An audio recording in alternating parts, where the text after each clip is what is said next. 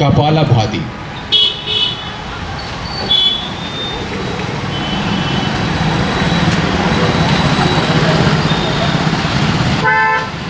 Limitations లోపల high BP ఉన్ని recently operations అయిన వాళ్ళు మాత్రం కొద్దిగా చూసుకోండి, అవాయిడ్ చేసినా పర్లేదు, స్లోగా చేసినా పర్లేదు.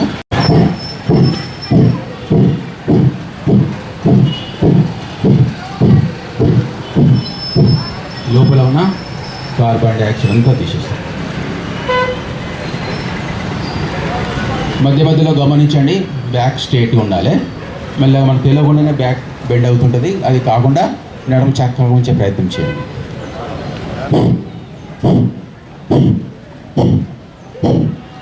ఒక 60 టైం అయిన తర్వాత దాన్ని ఆపేసేయండి.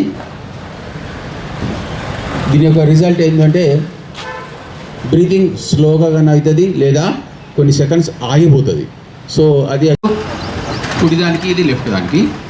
గాలి ఫస్ట్ తీసుకోండి, మెల్లిగా లెఫ్ట్ నుంచి తీసేయండి. స్లోగా జర్కులే అంత బెస్ట్. బాగా గాలి తీసుకోండి, మెల్లిగా గాలి ఇంకొక దానికి తీసేయండి. దీని నుంచి తీసుకొచ్చేస్తే ఒక రౌండ్ అవుతుంది. ఆ విధంగా 5 రౌండ్స్ చేయండి. స్లోగా, డీప్గా, జర్క్ లేకుండా.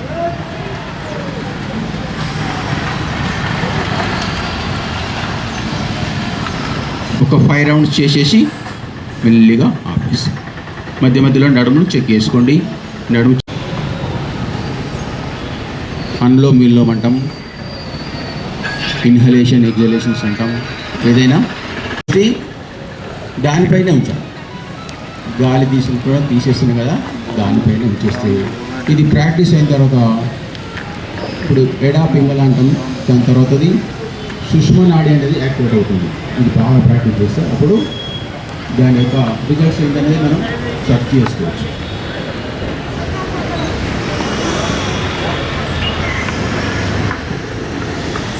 చూస్తున్నాము.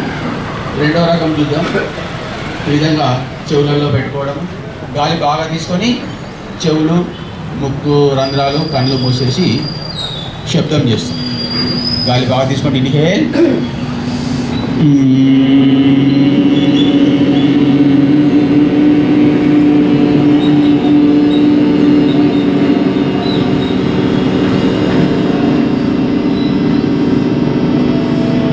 వాకింగ్ చేసే మిత్రులందరూ పాల్గొనవలసిందిగా కోరుతున్నాం. ఒక 5 రౌండ్స్ చేసేసి ఆపేసేయండి. గాలి బాగా తీసుకోండి,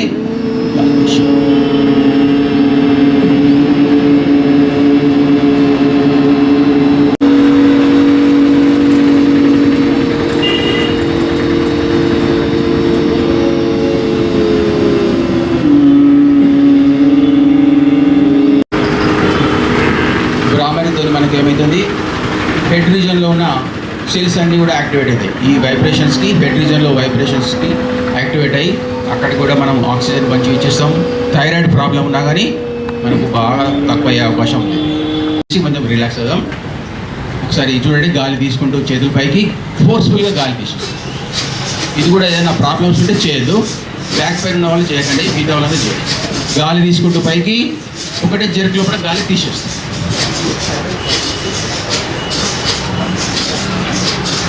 ఫోర్స్ఫుల్గా తీసేస్తాం.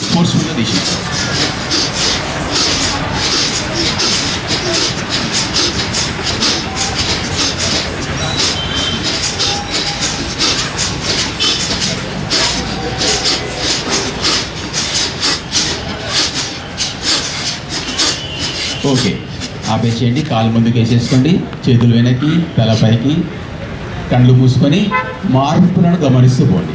ముఖం పైన చిరునవ్వు, ఎందుకంటే ఇప్పుడు కష్టపడ్డట్టు ఉండదు. మనం ఏది కూడా సీరియస్గా చేయకండి, రిలాక్స్ చేయండి. అప్పుడప్పుడు ముఖం పైన చిరునవ్వు.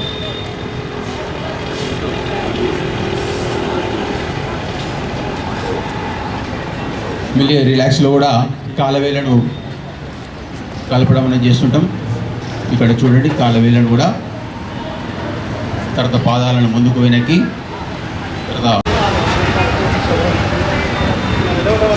తర్వాత రొటేషన్ చేస్తాం. మోకాళ్ళు పైకి లేవకుండా చేస్తే ఎక్కువ రిజల్ట్ వస్తుంది. మోకాళ్ళు పైకి లేవద్దు. నాకు ఎక్సర్సైజ్ని యోగాకు ఏంటంటే సెట్ గారు ఉంటా చేసినట్టున్నారు. సెట్ గారు ఉంటా చేస్తున్నారు అందరూ. మనకి దీనిలో ఫైనల్ పొజిషన్ ఉంటుంది. దీనిలో బ్రీతింగ్ నార్మల్. ఇది మనకు ప్యాంక్రియాస్ను బాగా యాక్టివేట్ చేస్తుంది కాబట్టి ఎవరు ప్యాంక్రియాస్ ఇవన్నిటిని యాక్టివేషన్ చేసే అవకాశం దీంట్లో బాగా ఉంటుంది. వెనక్కి చూడండి వీలైన వాళ్ళు. అశోక్ కొంచెం చేయి తప్పేసినట్టు.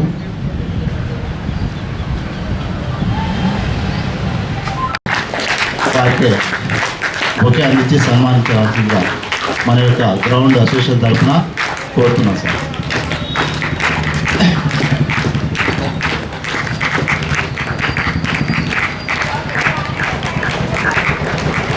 నాకు తెలిసినంత మీకు పరిచయం చేసే విధంగా ప్రయత్నం చేస్తాను.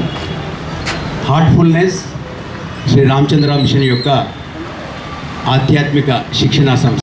మనం ఏంటంటే మన భారతదేశంలో ఏన్షియంట్ టైమ్స్ నుండి కూడా పతంజలి మహర్షి గారిని పెట్టినటువంటి అష్టాంగ యోగ ధ్యాన పద్ధతిని మనం అందరం సాధన చేస్తున్నాం. పతంజలి మహర్షి గారిని పెట్టినటువంటి అష్టాంగ యోగం అంటే అందులో అష్టాంగ అంటే 8 స్టెప్స్. ఒక వ్యక్తి ఉన్నత స్థితిలోకి ఉన్నత స్థాయిలోకి వెళ్ళాలంటే పతంజలి మహర్షి రూపొందించినటువంటి అష్టాంగ యోగం యమ, నియమ, ఆసన, ప్రాణాయామ, ప్రత్యాహార, ధారణ, ధ్యాన, సమాధి 8 స్టెప్స్. ఆ స్థితి అంటే సమాధి స్థితికి మనం వెళ్ళాలంటే మొదటి అంగమైనట్టు యమానియమాలంటే values, morals, what to do, what not to do. మనందరం ఇంట్లో తల్లిదండ్రులతో నేర్చుకుంటాం, పాఠశాలలో నేర్చుకుంటాం, కళాశాలలో నేర్చుకుంటాం, సమాజంలో నేర్చుకుంటాం. నియమాలు ఏం చేయాలి, ఏం చేయదు. మన హృదయమే మనకు ఎప్పుడు నిరంతరం మనకు సూచనలు ఇస్తుంది. మనం చేసే పని కరెక్టా రాంగా అనేది హృదయ సంబంధంగానే మనకు ఆ సూచనలు అందుతాయి. కానీ మనం గ్రహించే స్థాయికి ఉండాలి. నియమాలంటే ఇవి. అలాగే నెక్స్ట్ స్టెప్స్ అంటే ఆసన, ప్రాణాయామ.